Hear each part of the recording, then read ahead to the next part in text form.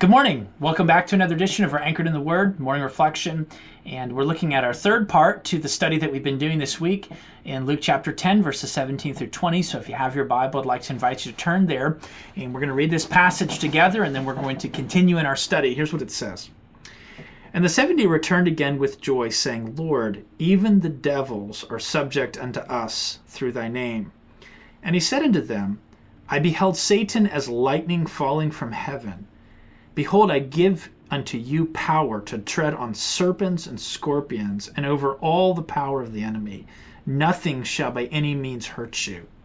Notwithstanding, in this rejoice not, that the spirits are subject unto you, but rather rejoice, because your names are written in heaven. Now, when we read these verses, we were reminded of several things. On the first study that we did, we talked about the contrast between those who are contentious and those who are discouraged. And at the root of those two issues is pride. And it's a misplaced priority. It's an identity that is not found in the right place. And then yesterday, we kind of expanded that a little bit, and we began by looking at the tremendous blessings that do flow from ministry. And if you have invested in eternity, you will see there is joy in that investment. There is joy in partnering with other Christians. There's joy in seeing people grow, lives transformed, joy in seeing the strength and the energy that God's giving you, channeled into things that actually matter. There's joy in experiencing God's grace and suffering.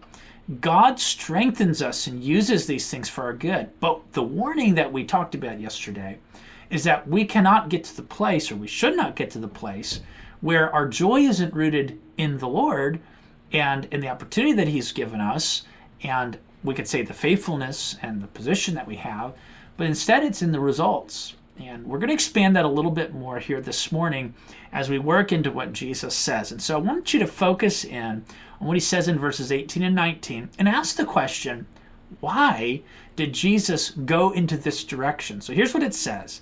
He says, He said unto them, I beheld Satan as lightning fall from heaven.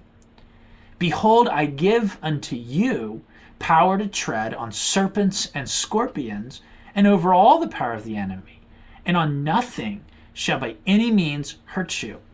Now, we should ask the question, why is it that when these people come with, Lord, this is something that you're doing, and we're excited, and we're full of joy, and they're just overwhelmed by gratitude, that all of a sudden Jesus gives them this warning, I saw Satan fall. That's what He says.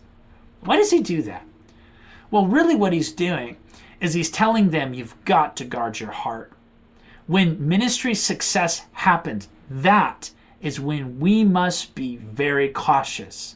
When we're experiencing that spiritual high of joy that's associated with seeing God's blessing, that is when we need to be wary that we can succumb to fleshly temptations. And so there are really three things that He states in these verses that I want to draw your attention to. The first is He reminds them of Satan's downfall, which notice what He did, what He says. He personally witnessed this, okay? So when we talk about Jesus, we're not talking about someone who began to exist in the first century. We're talking about God in flesh, who is outside of time, who is eternal. In the beginning was the Word. The Word was with God. The Word was God. Not in the beginning the Word began. And what's fascinating about what Jesus states here is he's really emphasizing the fact that in the beginning He was already there. But there was a created being that Jesus witnessed, and He witnessed how He related to the Father, and He witnessed how He fell from the blessings that were available to Him way back in the beginning of creation. Here's what it says in verse 18. He says, I beheld Satan as lightning fall from heaven. He's talking about what happened to Satan when he was filled with pride, and all of a sudden he said, I want to be like the Most High God. In Ezekiel, it talks about this. Ezekiel 28. He says, Thou hast been in Eden, the garden of God. Every precious stone was thy covering. The workmanship of thy tabrets and of thy pipes was prepared in thee in the day that thou wast created. Thou art the anointed cherub. Who is Ezekiel referring to? Well, he's referring to Satan, Lucifer, that angelic creature that was created at the beginning of the creation, that Jesus is referring to here in this text.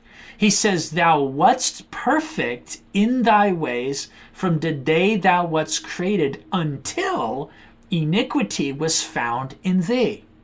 So that tells us that when God originally created Lucifer, Lucifer was good. Lucifer was an angel. Lucifer was in a position of beauty and grandeur, and he was in the presence of God himself. But in Isaiah 14, he says, how art thou fallen down from heaven, O Lucifer, son of the morning? How art thou cast down to the ground, which did weaken the nations? Thou hast said in thine heart, I will ascend into heaven. I will exalt my throne above the stars of God. I will sit also on the mount of the congregation in the sides of the north. I will ascend above the heights of the clouds. I will be like the Most High. Yet thou shalt be brought down to hell, to the sides of the pit. Now these two passages, Ezekiel 28 and Isaiah 14, they really explain to us what Jesus is referring to in Luke chapter 10, verse 18. When he says, I saw Satan like lightning fall down from heaven, this is what happened. Lucifer was filled with pride. He wanted to be like God. He wanted to take a position and a role that was not delegated to him. But then there's a second thing that Jesus reminds them of. And this is also in verse 18. He says, behold, I give you power to tread on serpents and scorpions and over all the power of the enemy. Now, Jesus isn't saying that he told his disciples, go step on poisonous snakes and let them bite you and see what happens. That's really not what Jesus is saying here. What he's basically saying is that when I've delegated this authority to you and I've given you this responsibility to bring the gospel to all of these regions and to go in advance and prepare the way for people to meet me, then I have sent you out on a mission in which you are ultimately invincible. You have authority over Satan, and there's absolutely nothing that he can do to stop you. And so I'm reminding you that that authority is not something that is inherent in you. It's something that I've delegated to you. And so he's reminding of them of that. But then the third thing that he says is he reminds them that Satan has absolutely no ability to stop the work that they're doing. Verse 19, he says, nothing shall by any means hurt you.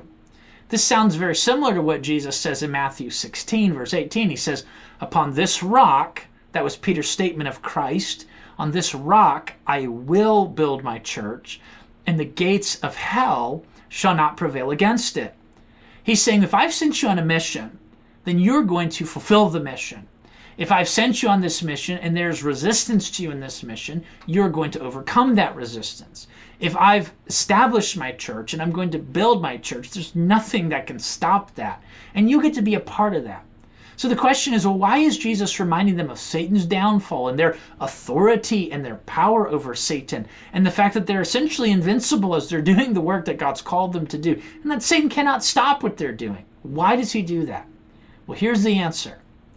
If Satan, who was created in perfection, who was able to stand in the very presence of God, a beautiful, powerful angel, if he could fall to pride, and you have been granted authority over him in your fallen state, you've been granted authority over him, and you have been miraculously preserved by God from the vicious attacks that Satan would hurl against you, if all those things are true, which they are, then don't think for a moment that you are above him in the area of pride. You and I are made of clay. And I think about what Paul says in 2 Corinthians chapter 4. He says, we have this treasure in earthen vessels, that the excellency of the power of may be of God and not of us. Well, the idea is that Jesus is warning his disciples that in the midst of their euphoric response and the excitement and the energy and this motivation they have to go out and proclaim the gospel and how excited they are, he's saying, be careful, guard your heart against pride. There's a reason for this. It's because lots of trouble flows out of pride. And we're reminded of this in James chapter 4, verse 1. He says, from whence come wars and fightings among you? James is writing to believers. He said, why are there contentions in the church? Why is there fighting? Why is there difficulty? From whence do these things come? Even of your lusts that war in your members. Ye lust and have not, ye kill and desire to have and cannot obtain. Ye fight and war, yet you have not because you ask not. And ye ask and receive not because ye ask amiss, that ye may consume it upon your own lusts. So you say, well, Joel, what's the takeaway this morning? The takeaway is a very simple one. In the midst of the excitement of ministry and seeing God work, which I hope that we're all experiencing, we must be very cautious that we do not become proud.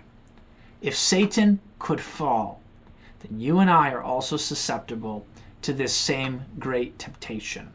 And so may the Lord help us to have hearts that are guarded against this issue of pride. Lord willing, tomorrow we'll continue this series as we look at the next piece to what Jesus is saying and how we can have a properly shaped perspective on this issue of ministry. Have a blessed morning, and Lord willing, tomorrow we'll meet again. Bye now.